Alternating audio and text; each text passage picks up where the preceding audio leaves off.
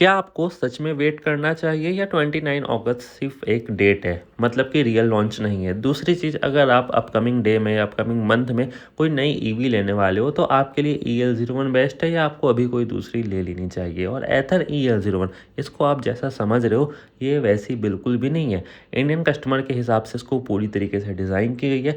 हो सकता है आपको थोड़ी सी निराशा देखने को पड़े, पर अगर आप इसकी प्राइस देखोगे तो वो काफ़ी कम रहने वाली है। और इसको मास मार्केट को देखते हुए बनाया गया है, मतलब कि हर एक बंदा इसको अफोर्ड कर सके। दूसरी चीज़, जैसे कि हर घरों में एक्टिवा देखने को मिलती है, वैसे ही अब हर घर में इलेक्ट्रिक यानी कि EL01 उस प्राइस पॉइंट में देखने को मिलेगी। तो पूरी खबर क्या है, सब कुछ आपको डिटेल से बताते हैं।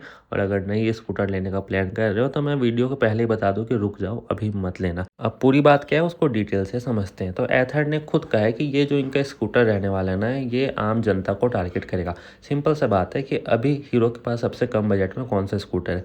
VX2 Go, जिसकी बैटरी कैपेसिटी है 2.2 किलोवाट आवर की। अगर आप उसका एक्स शोरूम प्राइस देखोगे तो फिलहाल अभी वो 95,000, 1 लाख के आसपास चले गया है।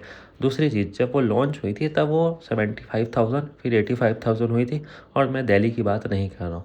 उसी तरह एथर की भी ये अपकमिंग मॉडल जो है EL01, इसका जो बेस मॉडल रहेगा वो मास मार्केट को टारगेट करेगा। जैसे कि वो 2.2 हो सकता है, 2.5 हो सकता है, और आपको इसमें चौंकने की कोई बात नहीं है। एथर की जो अभी भी गाड़ी आ रही है ना रिस्ता, वो भी 2.7 किलोवाट आवर और 3.5 किलोवाट आवर ही आती है।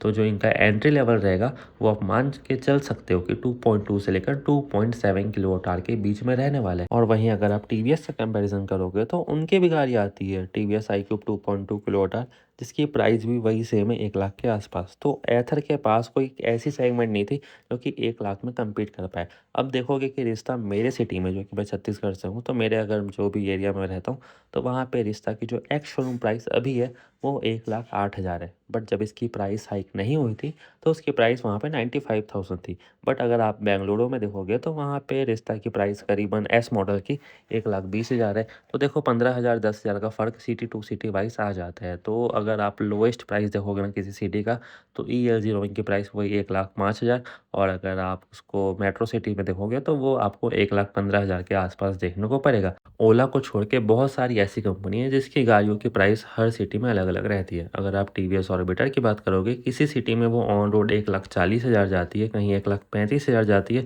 और कहीं वो 1,10,000 जाती है। तो देखो कितना फ़र्क आ रहा है। तो एथर EL01 जो सबसे कम प्राइस में लॉन्च होगा ना, वो 1,05,000 या 1 लाख के आसपास रहने वाला है। बट जो मैक्सिमम सिटी में प्राइस रहेगी वो 1,10,15,000 के आसपास रहेगी। तो वो एंट्री लेवल रहेगा, बट उसमें रेंज उतनी अच्छी आप एक्सपेक्ट नहीं कर सकते हो, और इसमें ज़्यादा तामझाम नहीं किए गए। तो ये बात तो हमको माननी पड़ेगी कि जो इनका बेस मॉडल आएगा उसमें आपको TFT डिस्प्ले देखने को नहीं मिलेगी, नॉर्मल LCD डिस्प्ले हो गया। और जो टॉप एंड मॉडल आएगा वो अपनी जो रिश्ता की डिस्प्ले हो गई या 450 की डिस्प्ले हो गई, जिसमें अब तो आप टच भी एक्सेस कर सकते हो, वॉइस कमांड भी एक्सेस कर सकते हो, वो सब देखने को मिल जाएगा। मुद्दा यही है कि जैसे कि आप कार लेने जा रहे हो तो एक्स शोरूम प्राइस सबसे कम रखी जाती है बेस मॉडल की। चलती है कार, सब कुछ करती है, बट उतने फीचर नहीं दे पाती। उसी तरीके से अगर आप EL01 का बेस मॉडल लोगे, प्राइस अच्छी खासी रहेगी कि सब लोग उसको ग्रैब कर पाए। और वैसे भी हमको गाड़ी चलाने से मतलब है, तो अगर एथर चाहती है कि सब लोग इसको ले तो फीचर कम करके प्राइस भी कम करनी पड़ेगी, नहीं तो अननेसेसरी का लोड बढ़ेगा। और हो सकता है आपके पास ऑप्शन भी हो कि अगर आपको ये चाहिए तो इतना आपको पे करने की नीड है, अदरवाइज़ वो लॉक रहेगा, ऐसा भी हो सकता है। और यहाँ पे गियर ड्रिवन सिस्टम आने वाला है, बेल्ट का चेन का झंझट ही खत्म। और हो सके तो चांसेस ये भी है कि इसमें LFP केमिस्ट्री की बैटरी देखी जाए, क्योंकि अभी एथर सब में LFP ही शिफ्ट कर रहे हैं, और 3.5 में आपको NMC के भी ऑप्शन दिए जाते हैं। ये तो हो गई प्राइसिंग की बात। अब हम चलते हैं इसकी रियलिटी की तरफ। ज़रूरी नहीं है कि 29 अगस्त को ये गाड़ी लॉन्च हो जाए और सितंबर से इसकी डिलीवरी मिलना चालू हो जाए। ये बात सच है कि ये गाड़ी 29 अगस्त इनके जो 4th कम्युनिटी डे है वहाँ पे शोकेस की जाएगी। सब कुछ इसके बारे में डिटेल से फिर बताया जाएगा, और जैसे ये पहले दिखाई गई थी वैसी नहीं रहने वाली है, क्योंकि इसकी ऑन रोड टेस्ट भी हुई है। थोड़े बहुत डिफरेंट आपको देखने को पड़ेंगे, तब तक हो सके कुछ फीचर ऐड हो जाए या कुछ फीचर बदल भी जाए। पर आपको प्रोबेबिलिटी लेने के चलनी पड़ेगी कि हाँ ये लॉन्च हो भी सकती है और नहीं भी हो सकती है। फिर भी हमको इसको कितना टाइम देना पड़ेगा। तो देखो अभी एथर के पास फंडिंग की कमी नहीं है, टाइम की भी कमी नहीं है। तो अगर आप मैक्स टू मैक्स वेट कर सकते हो एक अच्छे स्कूटर के लिए, तो गुड न्यूज़ यही है कि आपको अगले महीने भी देखने को मिल जाएगी और डिलीवरी आप 2 महीने के अंदर ले लोगे। और थोड़ा-सा सैड पार्ट ये है कि आपको दिवाली तक का या 1 जनवरी 2027 मैक्स टू मैक्स यहाँ तक का देखने को पड़ सकता है। क्योंकि एथर ने ये नहीं बोला है कि 29 को हम इसको लॉन्च करने वाले हैं। इसके रिगार्डिंग अपडेट नहीं है। अपडेट ये है कि आपको ये शोकेस की जाएगी, अपडेट दिया जाएगा, बताया जाएगा, प्राइसिंग-वाइसिंग डिस्क्लोज़ हो सकती है। बट मैं आपको अपने तरफ से बता रहा हूँ कि आप इतना वेट कर सकते हो जनवरी 2027 तक का अगर एक अच्छा स्कूटर लेना चाहते हो।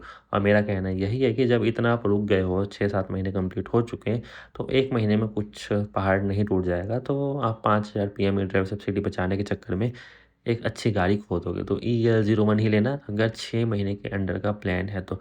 बट अगर आपको एकदम अर्जेंट में चाहिए, आपका काम रुक रहा है, तो यार लेने वाले ले रहे हैं, हर महीने हर दिन का ईवी सेल्स डाटा आ रहा है, तो आप उनमें शामिल हो सकते हो। बट एक बेटर प्रोडक्ट चाहिए तो थोड़ा-सा तो वेट करना पड़ेगा। और बाय गॉड ग्रेस हम ये भी मान सकते हैं कि अगले महीने ही लॉन्च हो जाए, जो कि हम सब चाह रहे हैं। बट मेन पार्ट ये है ना कि मैं आपको रिकमेंड करूँगा कि आप इनका मिड वाला वेरिएंट लेना, जिसकी बैटरी कम से कम 3.4 के ऊपर ही हो। क्योंकि मेरे पास 2.2 है और मैं उसको भुगत रहा हूँ, बिल्कुल भी कम रेंज है। मतलब कि वो गाड़ी आपको हर दिन चार्ज करनी पड़ेगी और जितना ज़्यादा आप चार्ज करोगे, उतनी ज़्यादा लाइफ उसकी कम होती रहेगी। तो ये गलती तो मैंने कर दी है, भले ही आपको वो कम ही चलाना पड़े, पर थोड़ा-सा आप ज़्यादा लेना। उसके लिए आपको ज़्यादा बजट बना के चलना पड़ेगा।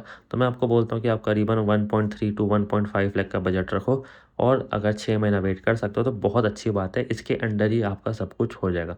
बाकी आपके मन में जितने भी डाउट है वो नीचे कमेंट सेक्शन में पूछ सकते हो। और यहाँ पे इसकी 5 किलोवाट आवर की बैटरी भी आने वाली है, जिसके लिए आपको थोड़ा-सा और पे करना पड़ेगा। वही चीज़ बता रहा हूँ, अगर इसमें फ़ीचर लेस किए जाए तो आपको 5 किलोवाट आवर भी एक अच्छे खासे बजट में मिल जाएगी। बट वो फ़ीचर लोडेड आई तो आपको एक्स्ट्रा पे करना पड़ेगा। चाहे वो 450X की प्राइस टच कर दे या रिश्ता के टॉप मॉडल की, वो उसी टाइम हमको पता चलेगा। और एथर की जितने भी अभी के प्रोडक्ट है ना, चाहे वो रिश्ता ले लो या 450 ले लो, उनसे तो ये बेटर ही रहने वाली है। तो आपका वेट करना बहुत ही अच्छा डिसीजन होगा। बाकी आपका क्या मानना है नीचे कमेंट सेक्शन में ज़रूर बताना और मिलते हैं आपको नेक्स्ट वीडियो में। और जब तक राइवल्स अच्छी गाड़ी नहीं लाएँगे तो इससे अच्छा ऑप्शन तो इस प्राइस में हमारे पास नहीं रहने वाला। बाकी देखते हैं क्या होता है, मिलते हैं नेक्स्ट वीडियो में। लाइक, शेयर, सब्सक्राइब सब कुछ कर दो और अपना ओपिनियन भी कमेंट सेक्शन में ज़रूर देना।